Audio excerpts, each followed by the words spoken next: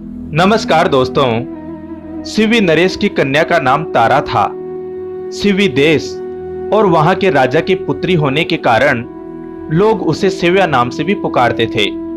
सेव्या जब विवाह योग्य हुई तो उसका विवाह सत्यवादी महाराजा हरिश्चंद्र से हुआ और वह सेव्या तारा से महारानी तारामती बनी।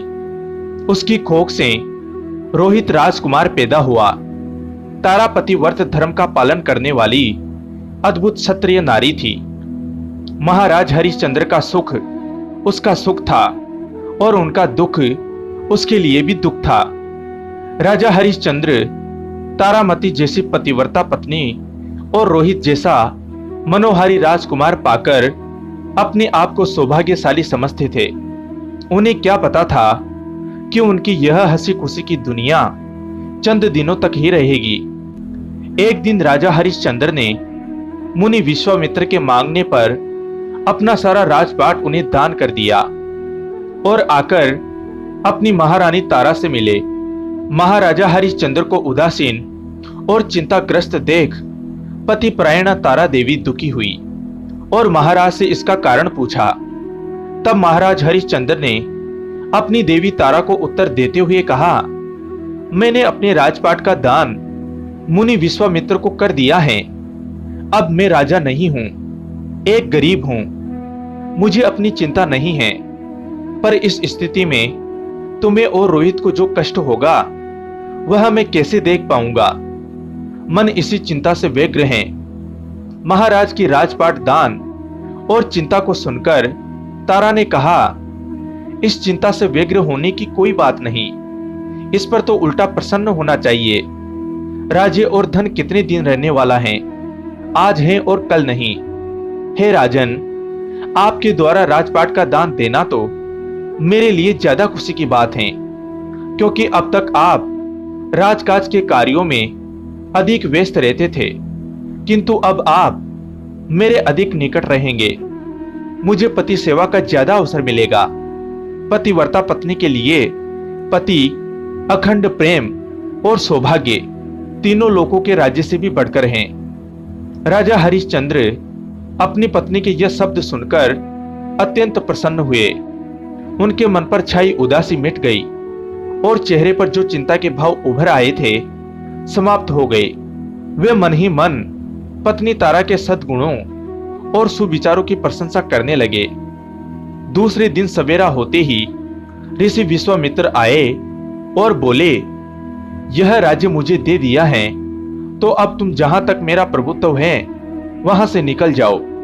और हां, यह शरीर पर जो बहुमूल्य वस्त्राभूषण पहने हुए हैं उन्हें भी यहीं छोड़ दो। वल्कल वस्त्र धारण कर अपनी पत्नी और पुत्र को साथ लेकर शीघ्र ही यहां से चले जाओ। राजा हरिश्चंद्र ने बहुमूल्य वस्त्राभूषण उतार वल्कल वस्त्र धारण कर अपनी पत्नी तारामती और पुत्र रोहित के साथ रवाना हुए। तो विश्वामित्र ने हरिश्चंद्र को देखकर कहा, मुझे राजसूय की दक्षिणा दिए बिना कहां जाते हो? हरिश्चंद्र के पास राजसूय दक्षिणा देने को अब कुछ बाकी नहीं बचा था। उन्होंने ऋषिवर से राजसूय दक्षिणा देने के लिए 1 मास का समय मांगा। ऋषि विश्वामित्र ने कहा, राजन, आपके निवेदन पर मैं आपको राजसूय दक्षिणा देने के लिए 1 मास का समय देता हूं, किंतु 30वें दिन यदि आप राजसूय दक्षिणा नहीं दोगे तो मैं तुम्हें साथ दे दूंगा। राजा हरिश्चंद्र आज एक गरीब और असहाय की भांति पैदल चले जा रहे थे। 2 प्राणी, उनकी प्राण प्रिय पत्नी तारा और पुत्र रोहित उनके साथ थे। सुकुमार बालक रोहित अपनी मां की गोद से नीचे नहीं उतरना चाहता था। रानी को पैदल चलने का अभ्यास न था। उसके चेहरे पर थकान के चिन्ह स्पष्ट दिखाई दे रहे थे, फिर भी हिम्मत के साथ हर कदम आगे बढ़ाई जा रही थी। ये तीनों विचरण करते करते काशी नगरी में पहुंच गए। विश्वामित्र काशी में ही थे। हरिश्चंद्र जब वहां पहुंचे तो उनसे भेंट हुई। विश्वामित्र ने याद दिलाया, राजन, आज 30वां दिन है, मेरी दक्षिणा चुका दीजिए। हरिश्चंद्र ने कहा, मुनिवर, अभी आधा दिन शेष है। मैं शीघ्र ही आपकी दक्षिणा चुका दूंगा। अब आपको अधिक प्रतीक्षा नहीं करनी होगी। राजा रानी बहुत अधिक थक चुके थे। एक तो पैदल चलने, ऊपर से उपवास के कारण कृशकाय हो चले थे। क्षत्रिय होने के नाते भीख तो लेते नहीं थे, पास पैसा भी नहीं था, कोई काम धंधा भी प्रारंभ नहीं किया था। उधर बालक रोहित भूख से छटपटा रहा था। अपने पुत्र के लिए भोजन की व्यवस्था न करने वाला पिता विश्वामित्र की दक्षिणा कैसे चुकाएगा? राजा के धैर्य की बड़ी कठोर परीक्षा चल रही थी। राजा इस उधेड़ बुन में था कि संध्या से पूर्व कैसे दक्षिणा के धन का प्रबंध किया जाए। वह प्रतिक्षण चिंतातुर होता जा रहा था। अपने पति की यह दशा तारा से अब और अधिक समय तक देखी नहीं जा सकती थी। राजा की चिंता का कारण उससे छिपा नहीं था। तारा ने कहा, हे स्वामी, आप चिंता छोड़िए और सत्य का पालन कीजिए। पुरुष के लिए सत्य की रक्षा से बढ़कर और कोई धर्म नहीं है। जिसका वचन निरर्थक हो जाता है, उसका स्वाध्याय, दान आदि संपूर्ण कर्म निष्फल हो जाते हैं। हे आर्य, मुझसे पुत्र का जन्म हो चुका है। श्रेष्ठ पुरुष स्त्री का संग्रह पुत्र के लिए करते हैं। वह फल आपको प्राप्त हो चुका है। अतः आप दक्षिणा चुकाने के लिए मुझे किसी के हाथों बेच दीजिए। रानी की यह बात सुनकर हरिश्चंद्र को बड़ा आघात लगा और वह मूर्छित हो गए। अपने पति की यह हालत देखकर तारा भी मूर्छित होकर गिर पड़ी। दोनों को इस प्रकार गिरा देखकर राजकुमार रोहित, जो भूख से पीड़ित था, कभी अपनी मां, कभी अपने पिता को भोजन देने के लिए पुकार पुकार कर जगाने का प्रयास कर रहा था। जब राजा और रानी की मूर्छा दूर हुई, तब सूर्यास्त होने में कुछ ही समय शेष था। तारा ने पुनः कहा, हे स्वामी, समय अब बहुत कम है।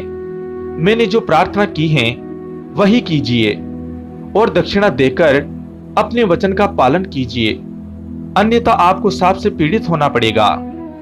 आप मुझे अपने गुरु की दक्षिणा चुकाने के लिए बेच रहे हैं। कोई दुर्गुणों के वशीभूत होकर यह कार्य थोड़े ही कर रहे हैं। इसमें इतना सोचने और दुखी होने की क्या बात है? राजा असमंजस में बैठा था। तारा बार बार आग्रह कर रही थी। आखिरकार पत्नी द्वारा सुझाए उपाय को ही उसे स्वीकार करना पड़ा। एक वृद्ध ब्राह्मण ने दासी का कार्य करने हेतु रानी को खरीदा। हरिश्चंद्र के जीवन का यह क्रूरतम अनुभव था, अपने हाथों अपनी पत्नी को बेचना। पति से अलग होते समय तारा फूट फूट कर रो रही थी। हरिश्चंद्र की आंखों से आंसुओं का सैलाब थमने का नाम न ले रहा था। रोहित मां का आंचल थामे उससे लिपटा हुआ रो रहा था। ब्राह्मण के कहने पर भी वह मां को छोड़ नहीं रहा था। रानी तारा ने ब्राह्मण से निवेदन किया, आपने मुझ पर बड़ी कृपा की है, इतनी कृपा और कर दीजिए। इस बालक को भी खरीद लीजिए। मुझ अभागिन का यह पुत्र है, मैं इसकी जननी हूं। इसके बिना मन लगाकर आपका कार्य नहीं कर पाऊंगी। ब्राह्मण ने तारा के आग्रह पर रोहित को भी खरीद लिया। पत्नी और पुत्र को बेचने से जो धन प्राप्त हुआ, वह सारा विश्वामित्र को सौंप दिया। फिर भी दक्षिणा में कुछ धन कम पड़ गया, तो राजा ने स्वयं को चांडाल के हाथ बेच मुनि को दक्षिणा प्रदान की। एक दिन हरिश्चंद्र शमशान में पहरा दे रहे थे कि किसी स्त्री की करुणा पुकार उसे सुनाई दी, जिसका पुत्र सांप के काटे जाने से मर गया था। उसे जलाने को लाई थी। उस भाग्यहीन के पास कफन तक नहीं था। वह स्त्री और कोई नहीं, स्वयं राजा हरिश्चंद्र की पत्नी तारामती थी और यह बालक रोहित का शव था। तारा के विलाप से हरिश्चंद्र ने यह सब जान लिया। हरिश्चंद्र ने अपनी भी स्थिति स्पष्ट की, पर तुरंत संभलकर तारा से कफन मांगा। उसके बिना अग्नि संस्कार संभव नहीं, क्योंकि इस समय मैं रोहित का पिता नहीं, चांडाल का सेवक हूं और उसके कार्य हेतु नियुक्त हूं। तारा ने कहा, स्वामी, मेरी स्थिति से आप अनभिज्ञ नहीं हैं। मैं बिकी हुई दासी हूं। कफन के पैसे मेरे पास नहीं हैं। तन ढकने को एक ही साड़ी मेरे पास है। इसमें से आधी अपने कलेजे के टुकड़े रोहित के कफन हेतु देती हूं। आदि से अपने तन को ढककर लाज की रक्षा करूंगी। हरिश्चंद्र की परीक्षा की यह अंतिम सीमा थी। जो ही तारामती कफन हेतु साड़ी फाड़ने को उद्यत हुई, समस्त देवता वहां प्रकट हुए। उन्होंने तारा को रोका और रोहित को जीवनदान दिया। विश्वामित्र ने हरिश्चंद्र के त्याग, धैर्य और सत्य पालना की सराहना की तथा उनका राज्य उन्हें वापस दे दिया। तो दोस्तों, राजा हरिश्चंद्र ने सत्य धर्म के लिए अपने आप को, अपनी पत्नी को और अपने बच्चे तक को बेच दिया।